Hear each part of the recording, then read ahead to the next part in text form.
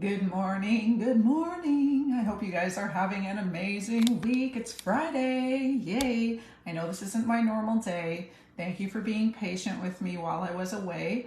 Ontario was beautiful, Georgian Bay was beautiful. And I am going live on Friday instead of Wednesday or Saturday, but I felt called to do so because it was just time to talk. It was time to answer the question that had been asked earlier this week, which is, what is the importance of grounding? And those of you who are new to the group, welcome. Anything that I share is totally up to you to either take or to leave. You need to use your own discernment when it comes to your intuition, your own spiritual practices, and what feels right and true to you.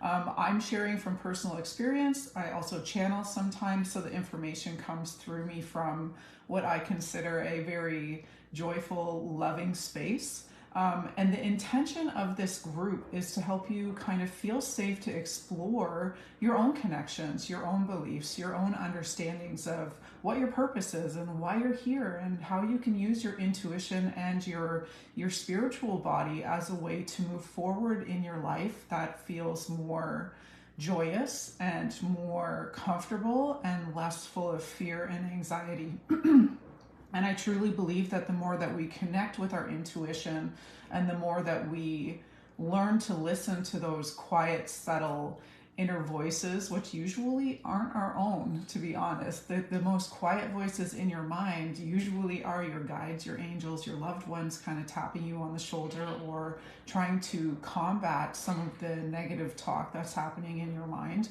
or the negative influence of the external world. It's usually them. So I hope that you found a way to explore that in this channel, and you always can search topics as well. So I want to talk today about a question that was asked, which was, why is it important to ground? Like, everybody who's started a practice has probably read a book or even heard me talking about how important it is to ground and protect yourself as part of your daily spiritual practice.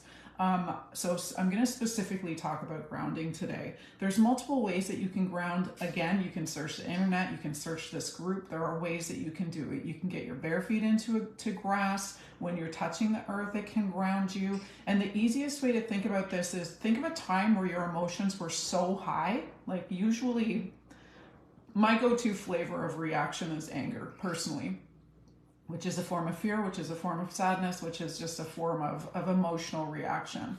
And when I get angry, it feels like I am lifting out of my body sometimes. So when you get to the furthest extreme of an emotion, it literally feels like you're being pulled out of your body. You're not so much in your logical mind, and you're not in your body very much. You're way up here kind of raging. Think about that movie. What's that movie with all of the emotion characters? That Disney movie. I can't remember what it's called. Somebody can comment here below if you can remember. And when you're lifted out of your body, it's very difficult to stay present in the moment. It's very difficult to calm your racing mind because your brain is just firing fight and flight or freeze information at you the entire time. It's very difficult to be able to function as yourself. It's almost like your personality changes because your experience is changing. So when we lift up and out, it's very difficult to just be us. And we know who we are inside. We know who we want to be. We know our own heart. We know how big it is, but we're often very hard on ourselves about how we react sometimes, whether it's sadness, withdrawal, anger, you name it. Whatever your flavor of reaction is that you go to when you're not feeling like yourself, this is often you lifting out of your physical body or out into your emotional body and not being able to fully be present in who you are. And this is one of the biggest things that grounding does. Okay, so if you want to think of it in the simplest terms, think about how there are grounding rods on buildings so that they can catch energy, lightning, from the sky and ground it down into the earth, which is big and can handle it, but it moves through the house, right? So it doesn't impact what's inside of the house. It moves through the house from the rod down into the earth so that the house can stay intact and not be zapped or set on fire, or what else happens when lightning hits? I don't know, exploding the windows, whatever. So if you think of yourself as that house, what you're doing when you're intentionally grounding yourself is that you are creating an energetic pathway that allows some of that excess emotional energy to go down into the ground, which is very big and can handle it. So think of it like using a lightning rod. You ground yourself so that you can stay in your house and present. Okay, so that's the easiest way to, wrap your head around why it's important to ground, because we're all human, we all have emotions, and we all get emotional when we're triggered, when we're excited, whatever it is, either side, not just the negative stuff, but the positive stuff too. If we get pulled too far to one extreme of our emotion or the other, we are not present in our bodies. So grounding keeps you in the moment. And grounding also keeps you from kind of being swayed by external stimuli, which can set your house on fire. And hands up if you've experienced that before. Sorry.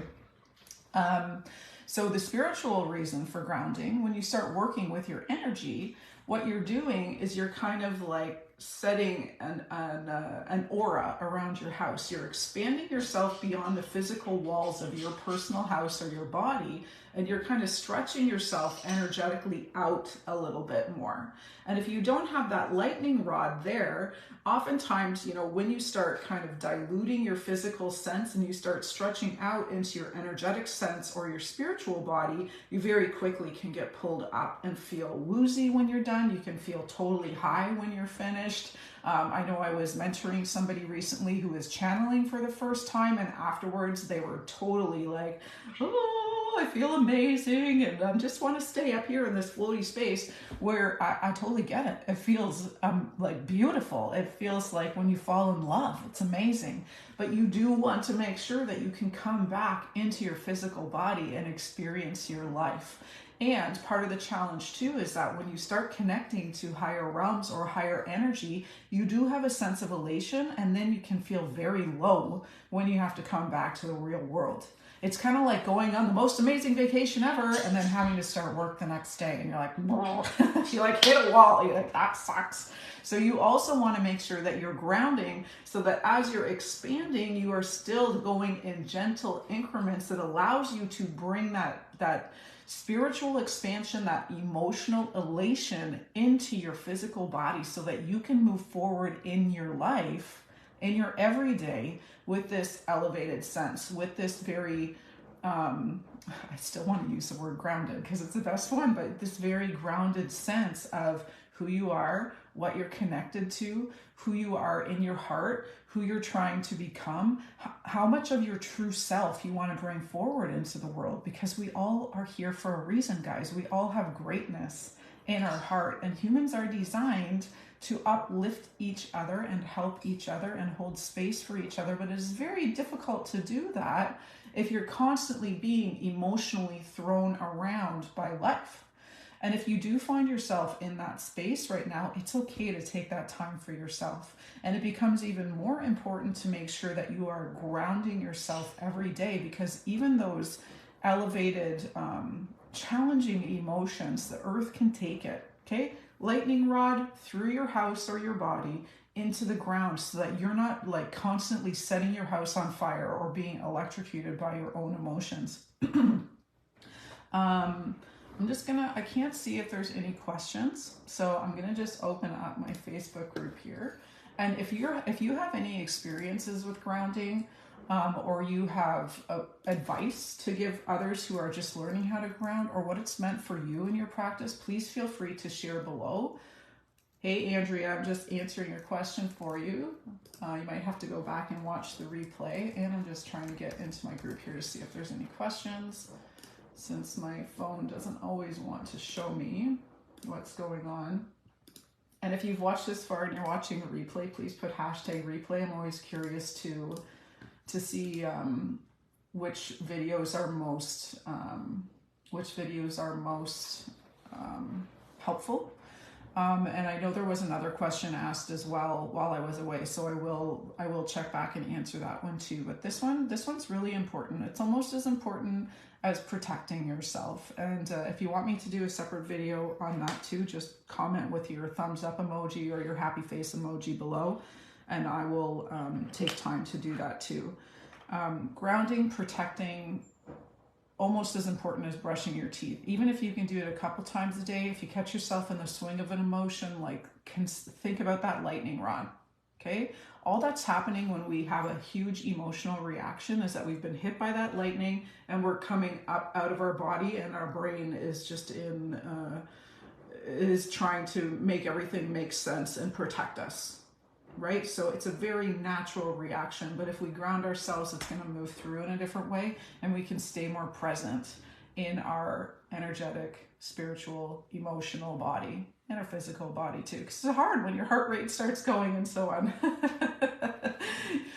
So I hope that that answered your question. I don't see any other questions on here, so I wish you all an amazing, amazing weekend. Take some time to practice grounding this weekend and see how it feels. And notice when you are intentional about it in the morning, for example, when you get up, touch your feet to the ground, give thanks for being awake, and just be like, I want to stay grounded and protected today. It's that simple, and see what happens in your day. You'll find that you'll circle back to it a few times when you're having conversations with people, or when you find yourself starting to get a bit stressed at work, or you find yourself falling into emotion. You can go back to imagining that lightning hitting your intuition lightning rod and flowing right down your body into the earth, so that you can stay present in it instead of being thrown around by it and electrocuted. Okay, I will talk to you again soon, and have an amazing weekend, guys. Bye.